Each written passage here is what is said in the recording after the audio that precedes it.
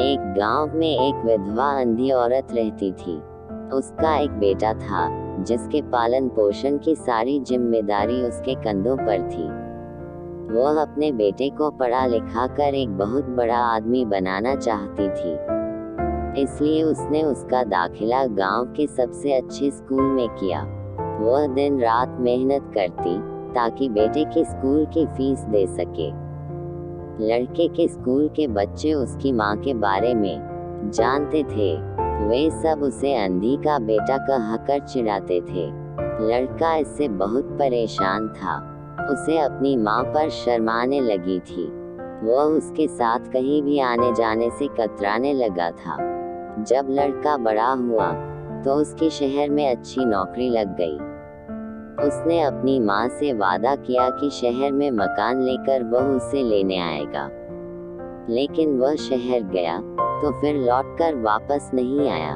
उसकी अंधी माँ उसका इंतजार करती रह गई। कई महीने बीत गए, लड़के की कोई खबर नहीं आई। कई महीने बीत गए, लड़के की कोई खबर नहीं आई। अंधी एक दिन उससे नहीं रहा गया और वह बेटे से मिलने शहर पहुंच गई। पूछते पूछते वह बेटे के ऑफिस पहुंची। वहां सिक्योरिटी गार्ड ने उसे रोक दिया। अंधी औरत ने गार्ड को अपने बेटे का नाम बताया और बोली कि उससे जाकर कह दो कि गांव से कोई मिलने आया है। गार्ड ने जाकर उसके बेटे को बताया।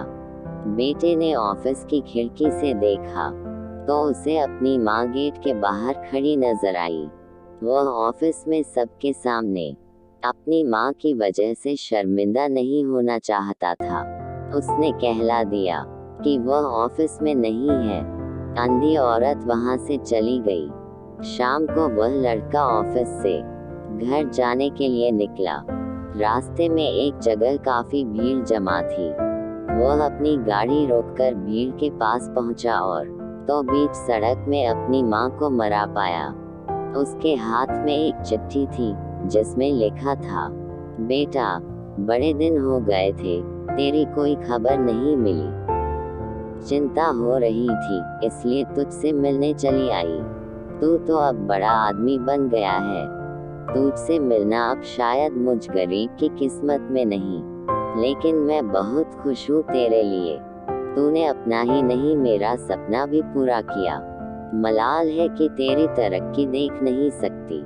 काश बचपन में तेरी आंखों में सरिया न घुसा होता और मुझे तुम्हें अपनी आंखें न देनी पड़ी होती, तो तेरी तरक्की अपनी आंखों से देखकर सुकून से मरती। तेरी अंधी माँ। ये पढ़कर लड़का फूट फूट कर रोने लगा।